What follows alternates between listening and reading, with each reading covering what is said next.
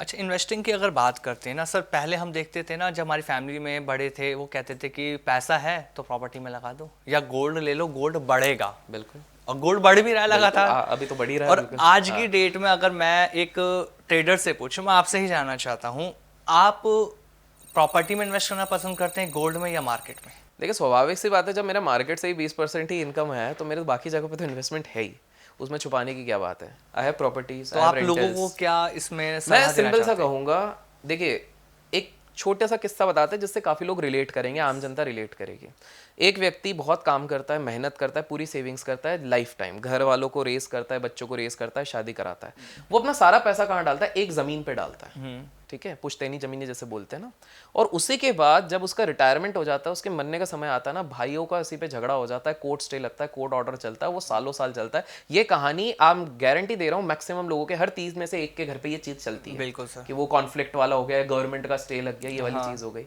इस व्यक्ति के लिए इससे बुरा क्या होगा कि जीवन भर पैसा कमाया और सारा एक ज़मीन पे लग के रह गया। तो ये गलती ही लोग शेयर मार्केट में भी करते हैं और हर जगह करते हैं। अच्छा तो अच्छा। आप जो भी कमा रहे हो, मैं नहीं कहूँगा आप केवल और केवल शेयर मार्केट में ही पैसा लगाओ। बहुत कम फाइनेंस इन्फ्लुएंसर ये करेज रखेंगे बोलने का। मैं सीधे बोलूँगा क्यों, उसका सिंपल सा है, भगवान ना करे जापान जैसी अगर हमारे देश की हालत हो गई, जापान में 25 साल तक उधर के शेयर बाजार ने कोई रिटर्न नहीं दिया था, अब जाके रिटर्न देना शुरू किया है। तो अगर किसी ने ये सोचा होगा मैं सारा पैसा शेयर बाजार में लगाऊंगा, रिटर्न बनाऊंगा, मैं बिल्कुल ये नहीं कह रहा हूँ कि भारत में ये चीज आएगी, हाँ बट यू नेवर नो, कुछ भी हो सकता है। बिल्कुल, मार्केट आज से 4 साल में मार्केट क्या, जिंदगी है, अनप्रेडिक्टेबल है भाई साहब। 4 साल पहले किसी ने नहीं सोचा था एक वायरस आएगा पूरी दुनिया को हिला देगा, आ बिल्कुल गया ट्रू, ना। 100 बिल्कुल। साल बाद आया एक वायरस, किसी ने नहीं सोचा था उसके। आप खुद देखो 2019 में कोई बात करता था क्या इसकी? बिल्कुल कोई नहीं करता था। आ गया अचानक आया। अचानक। तो अचानक से क्या हो सकता है? Life is unpredictable. हाँ हो सकता है कोई ऐसा कंप्यूटर वायरस आ जाए जिसके चक्कर में त्राही त्राही हो जाए, हाँ। एलियन अटैक कर दें, कुछ भी हो सकता है भाई। तो मेरा ये मानना है कि इसीलिए मैं कहता हूँ कि सारा पैसा भी शेयर बाजार में नहीं लगाना है। हाँ इसका एक सिंपल सा रूल, 2-3 रूल याद रखिए। आपकी उम्र जितनी भी है 82 से उसको माइनस कर दो, मैं उसका रीजन भी बताऊंगा। 82 से लेट्स से आपके कोई व्यूअर हैं जो 40 साल की उम्र है, हाँ। तो 82 माइनस 40 हो गया 42। यस। इतना परसेंटेज ही आपका डायरेक्ट या इनडायरेक्टली स्टॉक मार्केट या म्यूचुअल फंड में लगना चाहिए। एज से 42 40, 82 से ठीक माइनस है। करेंगे अपना अच्छा age। अच्छा, उतने परसेंट होना हाँ, चाहिए। तो स्वाभाविक सी बात है कि अगर कोई व्यक्ति 20 साल का है तो उसका 62% निकल रहा है। हाँ तो इसका मतलब क्या है, जितनी यंग एज है उतना आपकी रिस्क टेकिंग एपेटाइट ज्यादा है, आप गलतियां करके सीख सकते हो, उठ सकते हो, सीख हाँ। सकते उठ सकते हो। उतना परसेंटेज आप अपने टोटल नेटवर्थ का इक्विटीज में लगाओगे। जैसे जैसे उम्र बढ़ेगी आपकी रिस्क टेकिंग कैपेसिटी घट जाएगी, बिल्कुल। सेहत खराब होने लगेगी, एक झटका लगेगा हार्ट अटैक आ जाएगा। True। तो इसलिए आपका वो रेशियो कम होता जाएगा इक्विटी का। तो जो लोग 70 की उम्र में सोच रहे हैं कि हम सारा पैसा शेयर बाजार में लगाओगे, पहली बात तो आपको खुद की गारंटी नहीं है कितने साल जियोगे, सही बात रियल है, चीज तो टाइम ये नहीं है। बचा। एग्जैक्टली। बट आप तो भी करना चाहते हो 12%, 10-12, क्योंकि 82 माइनस, 82, 12 आप बोलोगे बचा 82 क्यों? हम मान रहे हैं कि गलती से आप लोग बहुत सेहतमंद रहे तो आप 82 तक जियोगे। और जो 100 साल जी गया।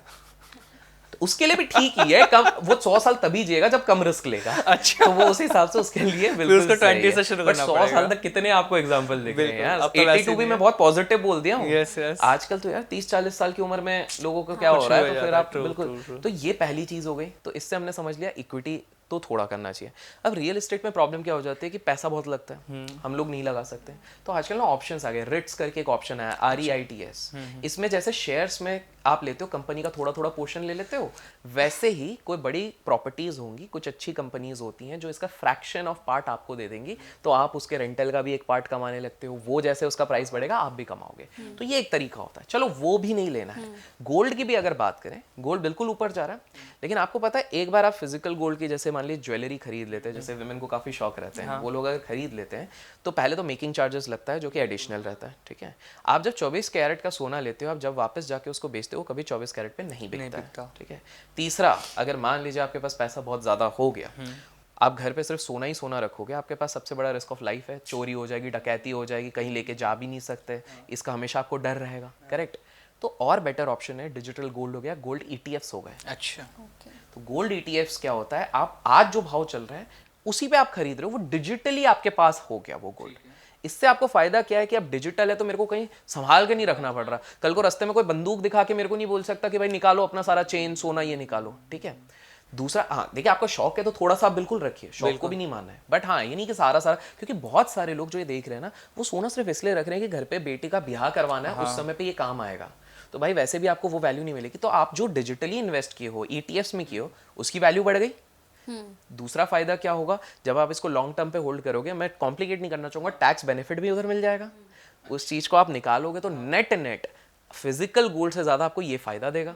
अब उसी से आप खरीद लो, बिल्कुल नई ज्वेलरी खरीद के आपकी बेटी को दे दो ना, वो तो और खुश हो जाएगी। उसके ससुराल वाले और खुश हो जाएंगे, अगर ये भी पर्पस है। लेकिन लोगों को माइंडसेट है रहता है ना वो कि mindset- डिजिटल हम के बाद हम फिजिकल खरीदे तो वो महंगा पड़ रहा है हमें, यही उनको ये है, लगता यही है। थोड़ा रिसर्च अगर करें। और एक ऑप्शन है SGB करके, मेरे को लगता है वो शायद डिसकंटिन्यू हो जाएगा। 2015 में गवर्नमेंट लेके आई सॉवरेन गोल्ड बॉन्ड्स करके लेके आई है। उसमें तो और भी बढ़िया है कि आप अगर जो गोल्ड ले रहे हो उसको डिजिटली हमारे थ्रू SGB के थ्रू ले लो। अच्छा। ठीक है, हम उसमें 2.5% एक्स्ट्रा भी देंगे, जो भी दाम उस समय चलेगा। ठीक है, 8 साल बाद। वैसे भी यूजुअली जो ले रहे हैं, लेट्स से आज किसी की एज जो देख रहे होंगे 30-40 के बीच में होंगे, उनकी बेटी की शादी लेट्स से वो डिसाइड करते हैं 45-50 के जब होंगे तब होंगे। 8 साल तो मिनिमम वो होल्ड कर ही रहे हैं, घर पे भी रख ही रहे हैं। ठीक है, तो वो 8 साल तक अगर आप लॉक इन करते हो ना, उसके बाद जो वो निकलता है वो टैक्स फ्री है, इंटरेस्ट भी उस पर टैक्स फ्री है। तो सोचो इधर गोल्ड का लेना देना में तो आपको टैक्स भरना ही पड़ेगा अगर लीगल काम कर रहे हो, है ना। तो ये चीज आप समझो कि इसलिए मैं ये कहूंगा कि आप डिजिटल लो। तो मेरा ये मानना है कि अपने पोर्टफोलियो का हमेशा डाइवर्सिफाई कीजिए। सोना रखिए, रिट्स नहीं है तो आप बॉन्ड्स ले लीजिए कुछ, उसके बाद आप थोड़ा सा कैश भी रखिए, इमरजेंसी के टाइम पे काम आ सकता है। फिक्स डिपॉजिट थोड़ा रख लीजिए, इंस्टेंट आप लोग रिडीम कर सकते हैं। शेयर मार्केट में थोड़ा लगा दिए, शेयर मार्केट समझ में नहीं आ रहा तो म्यूचुअल फंड के लगाइए। इस तरह से अपना पोर्टफोलियो।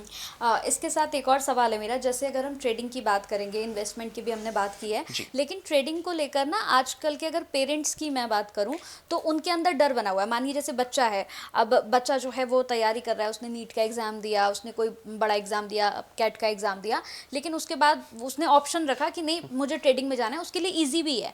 लेकिन पेरेंट्स नहीं, पेरेंट्स को ये लगता है कि ट्रेडिंग मतलब कि आप अपना पैसा डुबाओगे।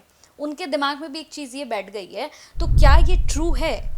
देखिए, पेरेंट्स का कंसर्न होना लाजमी है, क्योंकि पेरेंट्स यूजुअली उनने कौन सा टाइम देखा होगा, 1992 का हर्षद मेहता देखा होगा जब लोग बर्बाद हुए, सुसाइड करा, जुआ लगता था, जुआ लगा था। 2000-2001 में शायद उन्हीं लोगों ने कभी इन्वेस्ट भी किया होगा जब केतन पारेख का बबल आया, फिर उन्होंने बहुत नुकसान करा। या 2008 में जब पूरी दुनिया में क्राइसिस आ रहा था लेमन ब्रदर के चक्कर में, हो सकता है उन्होंने भी नुकसान करा। तो पेरेंट्स का लाजमी है, वो बच्चों के लिए हमेशा कंसर्न रहेंगे हर चीज़ पे। पेरेंट्स उस हिसाब से गलत नहीं है, लेकिन बच्चे के लिए भी मैं ये कहूँगा कि आज के समय पे ना, आज का यूथ उसको बहुत क्विक चीज़ें चाहिए, सब कुछ क्विक चाहिए, पैसा, ग्रोथ, सब कुछ क्विक चाहिए। थोड़ा सा पेशेंस रखो, अपनी पढ़ाई एटलीस्ट मैं कहूँगा कि एटलीस्ट बेसिक ग्रेजुएशन आपका होना चाहिए। ठीक है, ड्रॉप आउट कहना बड़ा आसान है, लेकिन आप ये देखो जब आप बिल गेट्स की बात करते हो, हार्वर्ड का ड्रॉप आउट है यार, हार्वर्ड तक पहुंचा है, मतलब उसके पास कितना दिमाग होगा वो भी तो देखिए। बिल्कुल। जब आप मार्क जकरबर्ग, वो भी हार्वर्ड के ड्रॉप आउट हैं, ये भी तो देखिए। और आप बोलते हैं एक टायर 2 सिटी से, एक टॉप 100 में भी आपका कॉलेज कहीं नहीं आता इंडिया में, वहां से मैं ड्रॉप आउट हो गया हूँ, ये एक अलग क्रेज है। कुछ भी नहीं है ना। कुछ नहीं है, और मेरे को ट्रेडिंग करना है या स्टार्टअप करना है, तो दैट इज नॉट राइट। तो मेरा उन लोगों से ये कहना है, पेरेंट्स के लिए तो मैं कहूँगा कि देखिए थोड़ा सा विश्वास आप रखिए अपने बच्चों पे, थोड़ा इंकरेज कीजिए कि बेटा तुम पहले सीखो, फिर उसके बाद देयर इज अ रीजन क्यों 18 साल के बाद वाले ही लीगली अपना डीमैट अकाउंट खोल सकते हैं। गवर्नमेंट ने कुछ सोच के ही रखा है कि मैच्योरिटी एक थोड़ी सी आ जाए, लेकिन एट द सेम टाइम देखिए, बिकॉज ये शेयर मार्केट की दुनिया इतनी ज़्यादा डिफेम्ड है, इतनी ज़्यादा बदनाम है, एक ही तरीका है आपके पेरेंट्स को कन्विंस करने का, वो रिजल्ट्स दिखा के। तो आप अगर सही में आपको लगता है ना आपके अंदर है वो कीड़ा है शेयर बाजार का, कि भाई पार्टी में मैं जा रहा हूँ, दोस्त दारू की बात कर रहे हैं, लेकिन मैं शेयर मार्केट के बारे में ही बात कर रहा हूँ, अगर आपके अंदर सही में वो कीड़ा आप सीख के कर सकते हो ना, तो मेरे हिसाब से आप पार्ट टाइम जॉब कीजिए, फ्रीलांसिंग के काफ़ी जॉब्स होते हैं, वहाँ से थोड़ी इनकम कमाइए, उसको डालिए, और अपने पेरेंट्स को एक प्रूफ दिखाइए कि पापा देखो 20,000 रुपए थे, ये मेरा स्टेटमेंट देखो, वो 20,000 को मैंने 80,000 रुपए बनाए हैं सिस्टमैटिकली। बिल्कुल बिल्कुल। और मेरे हिसाब से कोई भी माँ बाप अगर जब देखेंगे कि बेटा रिजल्ट्स दिखा रहा है, क्या होता है स्कूल में भी देखिए ना, एक डांस शो जब जीत के आता है तो अचानक से पेरेंट्स फिर उसको पुश करते हैं। तो आपको रिजल्ट्स दिखाना, बिकॉज हमारी सोसाइटी कॉम्पिटिटिव ऐसी है, रिजल्ट पे ही डिपेंड, रिजल्ट डिपेंडेंट है, आप प्रोसेस से नहीं है उसको रिजल्ट, तो आप रिजल्ट दिखाओ। तो मैं नहीं बोलूंगा कि उनको पढ़ाई वढ़ाई छोड़नी चाहिए या कुछ करनी चाहिए, यही तरीका